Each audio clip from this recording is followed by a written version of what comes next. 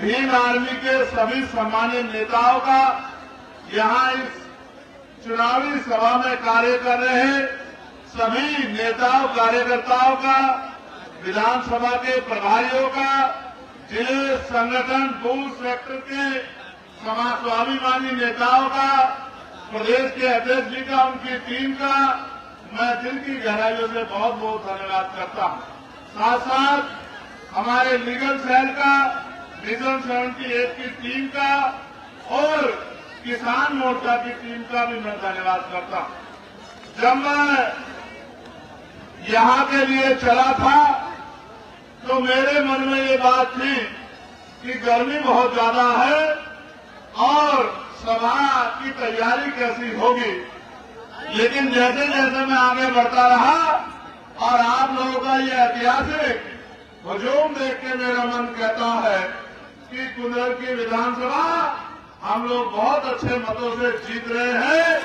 इसके लिए मैं आपको अभी से बधाई देता हूं। मेरे पास इंटेलिजेंस की रिपोर्ट भी है, जो रिपोर्ट ये कहती है कि भाई चांद बाबू ने जिस तरह से लंबे समय से यहाँ मेहनत की है और पिछली बार भी 2022 में जब उनको मौका मिल रहा था तो उनसे वो मौका छीनकर उनकी मेहनत को खामोश कर दिया गया। इस बार यहाँ के नेताओं ने, यहाँ के कार्यकर्ताओं ने, यहाँ की टीम ने ये तय किया कि भाई चांद बाबू जो ईमानदार छवि के और संघर्ष करने वाले और कुदरती में बदलाव करने वाले नेता हैं, उनको हमें मौका देना चाहिए। तो मैं आप सबका आभार प्रकट करता हूं कि आपने उस फैसले को दिल से स्वीकार किया। साथ साथ जिन साथियों को मौका नहीं मिला है, हमारे जोकर साहब, मस्तूर भाई और तमाम साथी, मैं उनसे भी कहना चाहता हूं कि उनको ज्यादा मेहनत करनी है कि उनकी मेहनत को देखकर पार्टी ये फैसला ले कि अगली बार आने वाले विधानसभा चुनाव में उनको भी कहीं ना कहीं मौका देके आगे बढ़ने का, आपकी सेवा करने का अवसर प्रदान किया जाए। सामान्य साथियों, ये चुनावी सभा है। सबसे पहले तो चुनाव पे हम लोग बात करेंगे कि चुनाव क्यों होते हैं और चुनाव से क्या बदलाव होते हैं। चुनाव क्या बदलाव के लिए होते हैं या चुनाव सिर्फ एक अवसर होता है कि जनता चुनाव में भागीदार बने और फिर अपने घरों में जाकर बैठ जाए। इसके लिए हमें बाबा साहब अम्बेडकर को सुनना और समझना पड़ेगा। बाबा साहब अम्बेडकर ये कहते थे कि political power is the master की, राजनीतिक सत्ता वो चाबी है जो आपकी सारी परेशानियों का हल कर देगी। और उन्होंने ये भी कहा कि अगर राजनीति में भागीदारी नहीं करोगे, राजनीति में हिस्सेदारी नहीं करोगे, तो इसका सबसे बड़ा नुकसान ये होगा कि अयोग्य लोग आपके ऊपर शासन करेंगे। आज जो सरकारें सत्ता में रहती हैं, वो सरकारें न नौजवानों की सुनती हैं, न किसानों की सुनती है, न महिलाओं की सुनती है, न कर्मचारियों की सुनती है, यहाँ तक कि अपनी पार्टी के कार्यकर्ताओं की भी नहीं सुनती है। वो सिर्फ तानाशाही करती है। उत्तर प्रदेश में क्या हाल है आपको देखना समझना पड़ेगा। कोई भर्ती ऐसी नहीं है जिसमें घोटाला ना होता हो, कोई भर्ती ऐसी नहीं है जिसमें आरक्षण के साथ छेड़खानी ना होती हो, कोई भर्ती ऐसी नहीं है जिसमें ईमानदारी से भर्ती प्रक्रिया पूरी करवा के नौजवान लोगों को मौका मिले। सरकार के पास कोई योजना नहीं है कि गांव में रहने वाली महिलाओं को उद्योग धंधे लगा के, कुछ उद्योग लगा के रोजगार देने का काम किया जाए। सरकार के पास कोई योजना नहीं है कि पढ़े लिखे नौजवानों को, जिनको उनके माँ बाप ने अपना खून पसीना लगाकर पढ़ा लिखा के तैयार कर दिया है, उनको उनके पैरों पर खड़ा किया जाए, नौकरी रोजगार दिया जाए। ऐसी कोई योजना सरकार के पास नहीं है। और तो और सरकार के पास तो इतनी इच्छा शक्ति भी नहीं है कि वो ग्रामीण क्षेत्रों में उद्योग धंधे लगवा के यहाँ के पढ़े लिखे नौजवानों को रोजगार देने का काम करे। मुझे आपको ये समझना है कि 300 साढ़े 300 रुपए की मजदूरी से, 400 रुपए की मजदूरी से आपको सम्मान का जीवन नहीं मिल सकता है। अगर सम्मान का जीवन चाहिए तो फिर आपको, क्योंकि बिना राजनीतिक सम्मान का जीवन दे सकते हैं, न ही अपने घर परिवारों को इतना मजबूत और संपन्न बना सकते हैं कि आप ये महसूस करें कि हमारे परिवार सम्मान का जीवन जी रहे हैं। आप जानते हैं, मैं तो आपके बीच से निकल के आया और आज भी आपके बीच में रहकर इस लड़ाई को लड़ रहा हूं। और आप ये भी जानते हैं, कभी मैंने आपका हाथ नहीं छोड़ा, चाहे उत्तर प्रदेश हो, चाहे मध्य प्रदेश हो, चाहे राजस्थान हो, चाहे कोई और सूबा हो, बिहार हो, दिल्ली हो, हरियाणा हो, पंजाब हो या उत्तराखंड हो, जहां जहां आपके ऊपर, आपके अधिकारों के ऊपर किसी भी सरकार ने हमला करने का काम किया, आपका जुर्म जाति ढाने का काम किया, भीम आर्मी के साथियों ने, आजाद समाज पार्टी के साथियों ने और चंद्रशेखर आजाद ने कंधे से कंधा मिलकर इस लड़ाई को लड़ने का काम किया और उस आवाज को उठाने का काम किया। मैं आज भी नहीं भूला हूं, मैं आज भी नहीं भूला हूं। यही मुरादाबाद के पास में एक पार्क पे भाई चंद्रशेखर आजाद का संदेश पहुंचा दो कि मेरे बेटे को न्याय दिला दे। चुनाव चल रहा था लोकसभा का, मैंने चुनाव को पीछे छोड़ दिया और मैं यही रामपुर पहुंच के मैंने उस परिवार की आवाज उठाने का काम किया और उस परिवार को न्याय दिलाने का काम किया। सम्मानित साथियों, इतनी बड़ी संख्या में मुझे और पार्टी संगठन में भरोसा करने वाले मेरे साथियों, आप ये जानते हो कि 69,000 शिक्षक भर्ती का मामला हो या पुलिस की भर्ती का मामला हो या दरोगा भर्ती का मामला हो या पटवारी भर्ती का मामला हो या आपके कोई भी हत्याबाज हो, कभी मैंने आपका साथ नहीं छोड़ा। चाहे दिल्ली में गुरु घर टूटा हो या एनआरसी का आंदोलन हो, जब मुसलमान भाइयों को परेशान करने का काम किया गया और आपकी वोट लेने वाले नेता घरों में घुस गए, चाहे मौलाना कलीम सिद्दीकी का मामला हो, चाहे तबलीगी जमात का मामला हो, चाहे मौलाना साहब साहब का मामला हो, चाहे नासिर जुनैद का मामला हो, या अखलाक का मामला हो, या पहलू का मामला हो, या नजीब का मामला हो, या कहीं भी कोई जुर्म हुआ हो। और अभी कुछ दिन पहले उत्तराखंड में चाहे वसीम की हत्या हो, जिस तरह का जुर्म बहराइच में हो रहा है, जिस तरह का जुर्म बुढ़ाना में हो रहा है, ये नेता जिनको आपने 37 एमपी जिनके बना दिए, वो चद्दर तान के एसी में पड़ के सो रहे हैं और चंद्रशेखर आजाद सड़कों में आपकी लड़ाई लड़ रहा है। और कभी कोई शिकायत नहीं, कभी कोई शिकायत आपसे नहीं की है। और इच्छा ये है, सिर्फ इच्छा ये है कि जिस तरह देश के वीरों को सुख सुविधा का जीवन मिल रहा है, इस प्रदेश के और देश के हर गरीब को सुख सुविधा का जीवन मिलना चाहिए। इच्छा सिर्फ इतनी है कि जिस तरह से अमीर अपने बच्चे को प्राइवेट स्कूल में अच्छी शिक्षा दिला पा रहा है, गरीब के बच्चे को भी अच्छी शिक्षा मिलनी चाहिए और गरीब के बच्चों को भी रोजगार की व्यवस्था होनी चाहिए। इच्छा यह है, ज्यादा इच्छा नहीं है। इच्छा यह है जिस तरह अमीर अपने बच्चों का और खुद का इलाज प्राइवेट हॉस्पिटल में करा के अपनी जिंदगी को बचा लेता है, गरीब को भी उतना अच्छा इलाज सरकारी हॉस्पिटल में बहुत कम पैसे में मिलना चाहिए। बहुत बड़ी इच्छा नहीं है। इच्छा यह है कि सदियों से जुर्म सहते आ रहे इन गरीबों के हाथ में भी सुख सुविधा और सम्मान का जीवन आना चाहिए। बहुत बड़ी इच्छाएं नहीं है। इच्छा यह है कि गांव में काम करने वाली मेरी माँ बहनों को, जिनको भट्टे में काम करना पड़ता है, जिनको कोल्हू में काम करना पड़ता है, जिनको ईंटें उठानी पड़ती है, जिनको फेरी करना पड़ता है मेरे भाइयों को, और जिनके जाति धर्म के आधार पर जुर्म हो रहा है, ये जुर्म बंद होना चाहिए। जिस तरह से आरक्षण को खत्म करने का प्रयास भारतीय जनता पार्टी की सरकार दलित पिछड़े वर्ग के लोगों कर रही है, ये आरक्षण के साथ छेड़खानी बंद होनी चाहिए। मैंने तो पार्लियामेंट में मांग उठाई थी, आपने सुना भी होगा कि अब समय आ गया है कि निजी क्षेत्रों में SC, ST, OBC के लोगों के लिए आरक्षण की व्यवस्था होनी चाहिए। ये पाल, प्रजापति, कश्यप, सैनी, मौर्य, साकेत, कुशवा, बिंद, राजभर, केवट, मल्ला, जाट, गुर्जर, तमाम जातियों के लोग जो पिछड़े वर्ग में आते हैं, जिनके पढ़े लिखे बच्चे बेरोजगार घूम रहे हैं, इनको संख्या के आधार पर आरक्षण मिलना चाहिए। और जो शेड्यूल कास्ट की जातियां हैं, इनको भी संख्या के आधार पर आरक्षण मिलना चाहिए।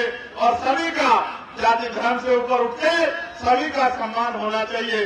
जिस तरह का जुर्म आज बहन बेटियों पे हो रहा है। मेरी प्यारी प्यारी बच्चियां खड़ी है, डर लगता है कि कोई गुंडा किसी बहन को अपमानित न कर दे, और अपमानित करने वाले लोगों को ये भाजपा की सरकार के लोग संरक्षण देने का काम करते हैं। ईमानदार पुलिस कर्मियों को डराने का, दबाने का काम करते हैं। कानून व्यवस्था को चौकट करने का काम, कानून व्यवस्था को दम तोड़ देने का काम कराते हैं। ये जुर्म जाति बंद होनी चाहिए। बहन बेटियों का सम्मान होना चाहिए। बहन बेटियों को नौकरी रोजगार मिलना चाहिए।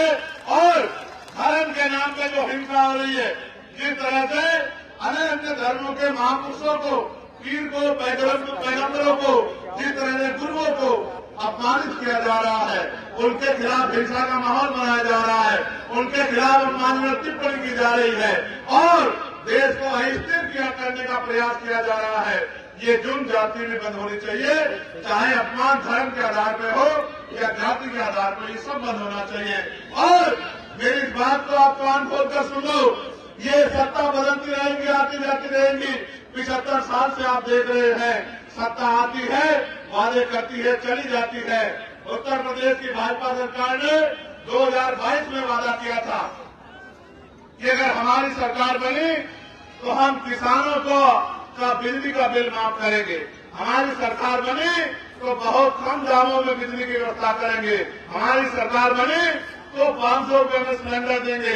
हमारी सरकार बनी तो नौजवानों को भत्ता देंगे। बताओ मेरे नौजवान साथियों, भत्ता मिलता है क्या? नौकरी मिलती है क्या? रोजगार मिलता है क्या? और तो और रोजगार की आवाज उठाने जाओगे तो लाठियों से पीटने का काम करवाया जाएगा। अपनी हक की आवाज उठाने जाओगे तो जेल में बंद करने का काम किया जाएगा। और छोटे छोटे चुनाव में, गन्ना सोसाइटी के चुनाव में इन्होंने किसानों के पर्चे भरवा दिए, किसानों पर जुल्म किया। और मुझे तो पीड़ा इस बात की है कि जिन पर जुल्म हो रहा है और चुप्पी थाम कर बैठे हैं। अब वक्त आ गया है कि गुलामी की बेड़ियां काट दो। अब वक्त आ गया है कि एकजुट होकर अपनी ताकत बना लो। अब वक्त आ गया है कि अपने अधिकारों की लड़ाई को लड़ो। अब वक्त आ गया है कि अपनी वोट से और वोट की चोट से अपने ऊपर हुए के जुल्म का हिसाब दो। नौजवान साथियों, आप ये जानते हैं, ये नीला पट्टा ये आत्मसम्मान का स्वरूप है। ये नीला पट्टा समानता का स्वरूप है। ये नीला पट्टा बाबा साहब अम्बेडकर का रूप है। इस नीले पट्टे वालों को तय करना होगा कि संविधान विरोधी ताकतों को जमींदोजी हमें करना पड़ेगा, इनको धूल चटानी पड़ेगी और अपने हाथ में रांची व्यवस्था लेनी पड़ेगी। आज पुलिस के साथी यहाँ ड्यूटी कर रहे हैं, मैं इनके लिए भी चिंता करता हूँ। मैंने इनके लिए भी पार्लियामेंट में मांग उठाई कि इनको 8 घंटे की ड्यूटी इनको मिलनी चाहिए और सप्ताह में 1 दिन छुट्टी इनको मिलनी चाहिए। और बॉर्डर स्कीम से जो है, जिस तरह से इनको परिवारों से दूर रहना पड़ता है, तो बॉर्डर स्कीम भी खत्म होनी चाहिए। ये सरकार तो नहीं करेगी, लेकिन मैं पुलिस के साथियों को कहना चाहता हूं कि आप चिंता मत करो, हमारे लोग मेहनत कर रहे हैं और आने वाला कल हमारा होगा, इन कमजोरों का होगा, गरीबों का होगा। आप देखना, आपकी मांगों को भी पूरा करने का काम हम लोग करें। चाहे आशा बहने हो, आंगनबाड़ी बहने हो, भोजन माता हो, हमारे होमगार्ड के साथी हो, पीआरडी के साथी हो, ग्राम रोजगार सेवक हो, सबके वेतन वृद्धि की मांग मैंने पार्लियामेंट में उठाने का काम किया। और जो जो जुल्म हो रहा है, चाहे किसानों पे या पहलवान बेटियों पे, सबकी लड़ाई लड़ने का काम किया। लेकिन आज जिस तरह से दिल्ली में खड़े होकर मैं आपके मुद्दों के लिए, आपके हकों के लिए लड़ रहा हूं, असेंबली में एक आदमी मेरे पास नहीं है कि वो इस तरह से लखनऊ में मुख्यमंत्री से हाथ मिला के आपकी लड़ाई लड़ने का काम करे, आपके लिए सवाल करने का काम करे, मुख्यमंत्री जवाब मांगने का काम करे। बुजुर्गी के मेरे साथियों, आप नहीं चाहते कि हमारी ताकत और बढ़नी चाहिए? बताओ, चाहते नहीं चाहते हो? ये आपके हाथ में है। अगर आपने ठान लिया और जिस तरह से हमेशा मेरी एक आवाज पे आपने खड़े होकर ताकत देने का काम किया है, मैं आपको वचन देने कहता हूं, इन जुल्म करने वालों को भागने की जगह भी नहीं मिलेगी। मेरी बात को आप याद रखना।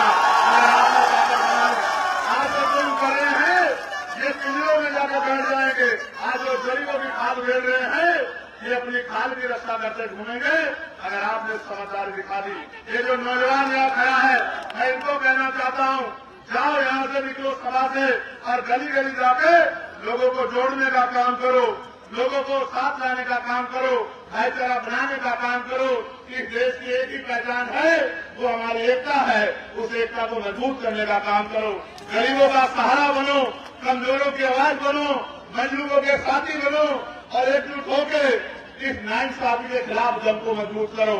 जब मुझे मौका मिला, मैंने पार्लियामेंट में सबसे ज्यादा मौकों पे हर हफ्तेवार को उठाने का काम किया, लेकिन कभी कभी तकलीफ होती है कि असेंबली में जिस तरह से उत्तर प्रदेश में कानून बन रहे, चाहे नजूल का कानून बना दिया हो लोगों की जमीन हटने के लिए, और एक और उत्तर प्रदेश में एक और बात चल रही है कि उत्तर प्रदेश की सरकार कानून को नहीं मानती, उत्तर प्रदेश की सरकार संविधान को नहीं मानती, उत्तर प्रदेश की सरकार बुलडोजर से न्याय करती है।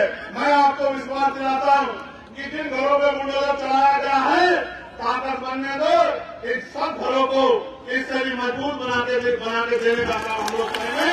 इनके बुलडोजर चलाने का काम किया गया है और इन सरकारों ने जमीन नहीं दी, घर नहीं दिए, रोजगार नहीं दिए, आत्मसम्मान का जीवन नहीं दिया, लेकिन रोज कहीं न कहीं जबरदस्ती गरीबों के, दलितों के, पिछड़ों के, मुसलमानों के घरों को लूटने के लिए, उनको ढाने के लिए नए इनके पास ऑर्डर आ जाते हैं। अभी यहाँ संभल में 90 परिवारों का जो 50 साल से ज्यादा समय से रह रहे थे बहजोई में, उनके घर जो है तोड़ दिए,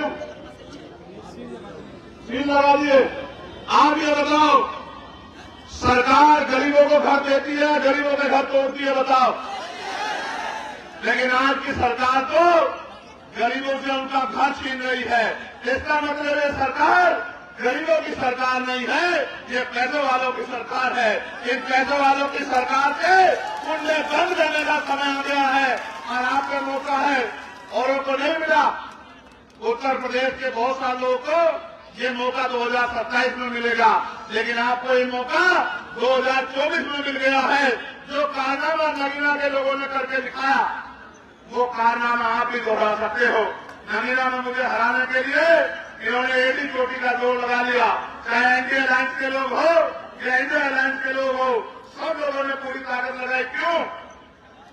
वो बीजेपी से नहीं लड़ रहे, वो लड़ रहे थे चंद्रशेखर आजाद से, क्योंकि वो जानते हैं कि जो चंद्रशेखर आजाद एक साल पहले कुछ भी नहीं था, तब भी अपने साथियों के साथ जुर्म को रोकने के लिए मैदान में रहता था, सड़कों में रहता था। अगर वो ताकत में चला गया तो न कोई जुर्म कर पाएगा, न कोई गरीब डरेगा, न किसी को डरा के वोट लिया जाएगा। इसलिए जानबूझ के मुझे रोकने के लिए जोर लगाया। मैं इस मंच के माध्यम से नगीना के साथियों का धन्यवाद करता हूं और नगीना जाकर मेहनत करने वाले हर एक शख्स का धन्यवाद करता हूं। और जो वादा विश्वास उन्होंने मुझ में दिखाया था, मैं वचन देता हूं मेरे खून का एक कतरा हमेशा उनके लिए समर्पित रहेगा और जब तक मैं जीऊंगा उनकी लड़ाई को मैं हर कदर में लड़ने का काम करूंगा, उनकी ताकत बनाने का काम करूंगा। मैं आपको भी कहता हूं, यहाँ बड़े बड़े नेता आएंगे, बड़े बड़े कुर्ते वाले आएंगे, बहुत बड़े बड़े नाम वाले आएंगे और वो सब आपको ये कहेंगे कि भाई ऐसा मत करो, वैसा मत करो। लेकिन आप बताओ, क्या इस देश से उत्तर प्रदेश की सरकार बदल जाएगी? क्या इस देश से उत्तर प्रदेश की सरकार बन जाएगी?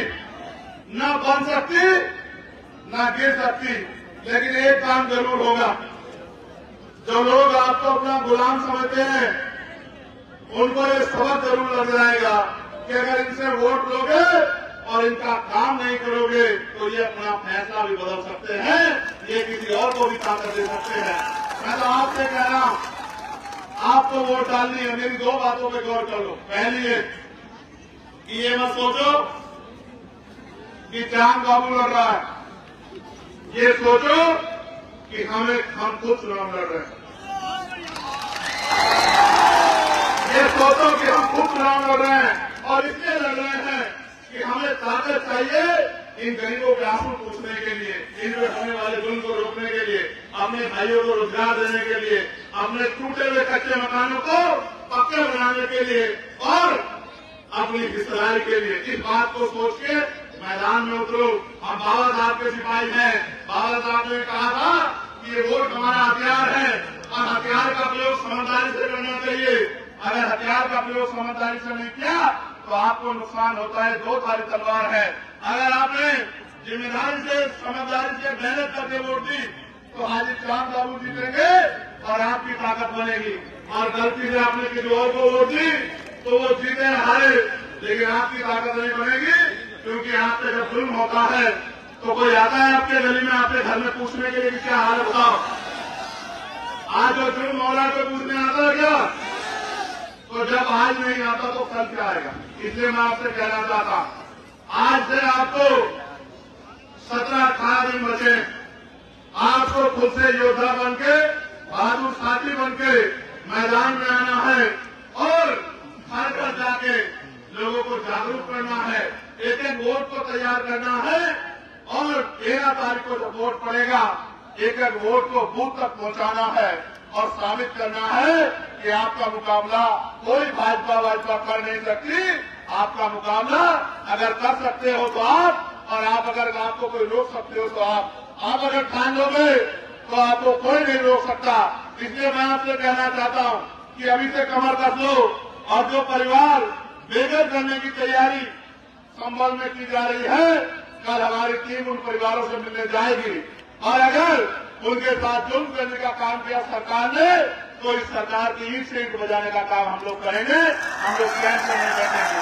मैं आपको ये भी कहना चाहता हूं, लोकल क्षेत्र यहाँ के क्षेत्रीय तौर पर कई समस्याएं मेरे सामने आई है। रामगंगा नदी बरसात में ओवरफ्लो होने के कारण किसानों की फसलों को नुकसान होता है हर वक्त और उनको मुआवजा भी नहीं मिलता। मैं आपको विश्वास दिलाता हूं कि इस बार रामगंगा नदी ओवरफ्लो नहीं होगी और न ही वो किसानों की फसलों को नुकसान करेगी। आप अपने वोट का फैसला आजाद समाज पार्टी के पक्ष में रखना, अधिकारियों को वहां ले जाके उस परेशानी को हल करने का काम चंद्रशेखर आजाद कराएगा। ये मैं आपको विश्वास दिलाता हूं। कालियान नदी, जेतिया, फिरोजपुर, मल्लूपुरा में पुलिया की व्यवस्था नहीं है, जिनकी वजह से लोगों को आने जाने में काफी मुश्किल का सामना करना पड़ता है। ये छोटी समस्याएं हैं, लेकिन मैं इसलिए आपका ये कह रहा हूं कि आपके नेताओं को सोचना चाहिए कि उन्होंने आज तक इस क्षेत्र में क्या किया है। ये फुटवेयर भी वो बनवा नहीं पाए और लोगों की परेशानियां भी हल नहीं कर पाए। दोनों ब्लॉक कुंदरकी व मुंडा पांडे में अस्पताल की व्यवस्था बहुत खराब है। वहां अस्पताल तो है लेकिन अस्पताल ना होने के बराबर है। साथ साथ डिंगरपुर रोड में लगभग 10 वर्षों से खराब है, जिसके कारण आए दिन हादसे होते रहते हैं। हर वक्त कई लोगों की मौत होती है। तो आप ये महसूस करो, जिनको आपके मरने से फर्क नहीं पड़ता उनको आपके रोटी रोजगार की चिंता होगी क्या? होगी क्या? तो फिर आप समझो कि ये कुर्सी पर बैठे लोग आपके नहीं हैं। और आधार कार्ड संशोधन के लिए मुरादाबाद में बहुत लंबी लंबी लाइनें लगती हैं। दोनों लोग कुंदरकी और मुंडा पाड़ा में आधार सेंटर होना चाहिए। ये मैं विधायक जी से कहूंगा कि जनता आपको मौका देगी, 2 नहीं 200 सेंटर इस क्षेत्र में बनवा देना कि यहाँ की जनता को परेशानी ना हो। अब मैं आपसे कहना चाहता हूँ कि आप चाहते हो कि मुझे आपकी सेवा करने का मौका मिले? हाथ उठा के बताओ, दोनों हाथ उठा के बताओ जो लोग चाहते हैं। उठा के रखो, 2 घंटे उठा के रखने से तभी माना जाएगा कि आप मुझसे सेवा करवाना चाहते हैं। नीचे करो। तो लोकतंत्र में ये मौका मुझे कैसे मिल सकता है? बताओ कैसे मिल सकता है?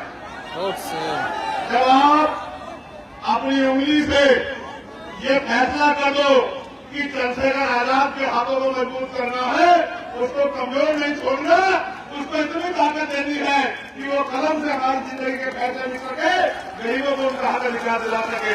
मैं फिर आपसे कह रहा हूं,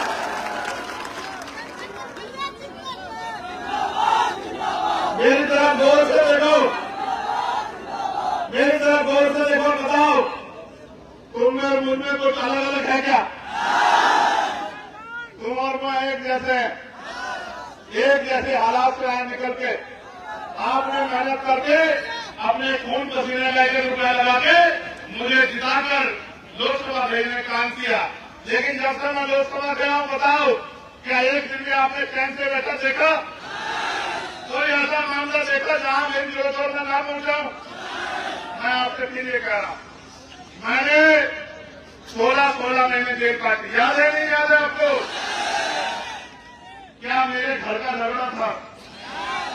मैंने दिल्ली में 2 बार तिहाड़ काटी, एक बार जब गुरु घर टूट गया था तब, और दूसरी बार एनआरसी में, जब इस प्रदेश का नहीं पूरे देश का मुसलमान अपने आप को तन्हा अकेला महसूस कर रहा था और जिनको वोट देता था वो फोन भी नहीं उठाते थे, दरवाजे भी खोलते थे।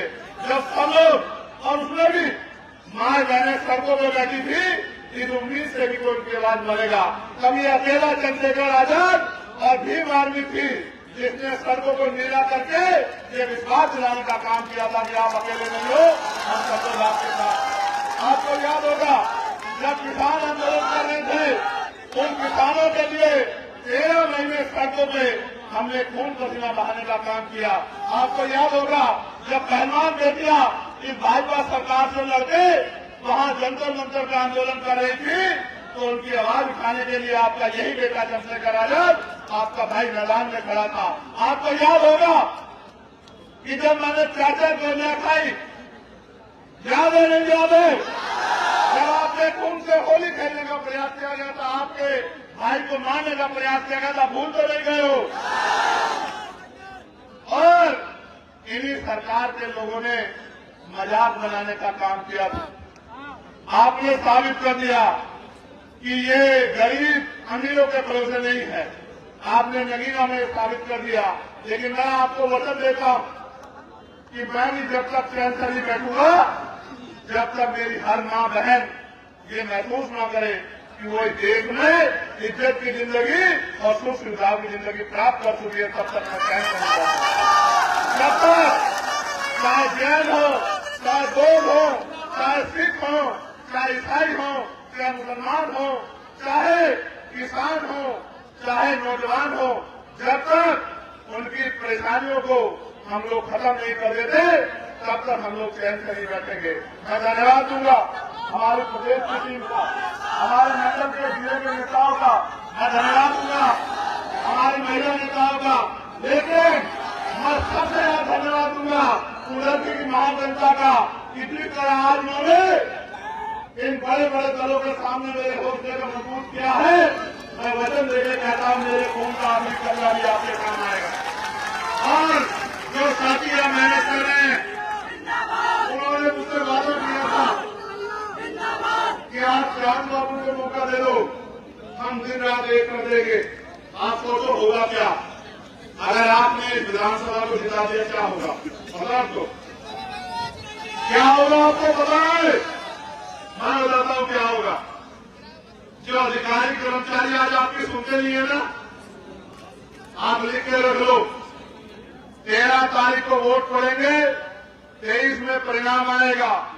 24 में वो अधिकारी जब आप अपनी परेशानी लेकर जाया करोगे तो वो आपको खड़े होकर नमस्कार करके बुलाया करेंगे कि आइए भाई अपनी परेशानी बताइए। पूछो क्यों? पूछो क्यों? पूछो क्यों? क्योंकि उनको ये पता लग जाएगा कि अब समय बदलने वाला है। आज इनको दफ्तरों से रोक रहे हो, कल उनका आदमी, कल उनका भाई इतना ताकतवर हो जाएगा कि एसपी कौन लड़ेगा, डीएम कौन लड़ेगा, कमिश्नर कौन लड़ेगा, उसकी कलम से फैसले होंगे। तो अब हमें इन लोगों को परेशान नहीं करना है, अब हमें इन लोगों की सुनवाई करनी है, इनकी मदद करनी है, इस बात का एहसास उनको हो जाएगा। और आप याद रखना, आज कह रहा हूं इस मंच से, आज कह रहा हूं 2025 शुरू होने दो, इतनी मेहनत करूंगा, इतनी मेहनत करूंगा, अपने साथियों के साथ मिलके गांव गांव जाऊंगा, गली गली जाऊंगा, कस्बे कस्बे जाऊंगा, विधानसभाओं में जाऊंगा, बूथ के साथी को, सेक्टर के साथी को, विधानसभा के साथी को उनके साथ बैठ के रूखी सूखी खा के जैसे भी तरह पे वो सुनाएंगे, कच्चे में पक्के में उनके साथ रह के अगले 2 साल इतनी मेहनत करेंगे कि 2027 में इस भारतीय जनता पार्टी की सरकार को उखाड़ के फेंक देंगे। मेरी बात आपसे कहना चाहता हूं, इनके पास एक रास्ता है कि ये मेरा जीवन खत्म कर दे, क्योंकि जीते जी मैं इन पर रुकने वाला नहीं। और वो नोट नहीं बना जो चंद्रशेखर आजाद को खरीद ले, याद रखना। वो नोट नहीं बना जो चंद्रशेखर आजाद के रास्ते को रोक दे। लेकिन मेरी ताकत तो आप ही हो, मेरे पास आपके अलावा क्या है। उनके पास बड़ा बड़ा मीडिया हाउस है, बड़े बड़े नेता हैं। मेरे पास तो मेरे नेता लोग ये खड़े हैं, मेरे पास कौन से हो। मेरे तो मुख्यमंत्री भी आप हो, मेरे तो मंत्री भी आप हो, विधायक सांसद भी आप हो। मेरे पास तो आपके अलावा कुछ नहीं। मैं बहुत सपनों में नहीं रखना चाहता। मैं आपसे कहना चाहता हूं, एक बार इस लड़ाई का लड़ने का मौका मुझे दो, और फिर बताना जो काम 5 साल में हम कर जाएंगे, पिछले 50 साल में नहीं होगा और अगले 100 साल में नहीं कोई कर पाएगा। मेरी बात को आप याद रखना। ऐसे स्कूल बनाएंगे, ये नौजवान साथियों सुनो, ऐसे स्कूल बनाएंगे कि प्राइवेट स्कूल की तरफ कोई गरीब देखेगा नहीं, अमीर भी नहीं देखेगा, सरकारी स्कूल में अपने बच्चों को लेकर आएगा। ऐसे स्कूल बनाकर दिखाएंगे, ऐसे हॉस्पिटल बनाकर दिखाएंगे कि प्राइवेट की तरफ कोई झाँकेगा नहीं, सरकारी अस्पताल में लोग अपना इलाज कराने आएंगे, और तो प्राइवेट हॉस्पिटल का डॉक्टर भी सरकारी अस्पताल में इलाज कराने आएगा। ऐसी सड़कें बनाएंगे, ऐसी सड़कें बनाएंगे कि सड़कों को देख के ऐसा लगा करेगा कि ये सड़क है या फरस है। मेरी बात को आप याद रखना। ऐसे नियम और कानून बनाएंगे कि गरीबों को सता नहीं पाएगा। ऐसी व्यवस्था करेंगे कि धर्म और जाति के आधार पे कोई किसी मजहब का, कोई किसी व्यक्ति का शोषण नहीं कर पाएगा। ऐसे कानून व्यवस्था देंगे कि कोई किसी गरीब की बच्ची की तरफ आप उठा के नहीं देख पाएगा। मेरी बात को आप याद रखना। ऐसा माहौल देंगे कि नौजवानों को दौड़ लगा के रोजगार देंगे, कुटीर उद्योग लगा के महिलाओं को रोजगार देंगे, और सबको लेके आगे बढ़ेंगे। पूरे प्रदेश को ताकत देने का काम करेंगे। लेकिन शुरुआत आप कुदरती में करा देना, और कुदरती से रिजल्ट देके भेजना, और एहसास करा देना कि आने वाला समय आजाद समाज पार्टी का है। बहुत बहुत धन्यवाद। जय भीम, जय भारत।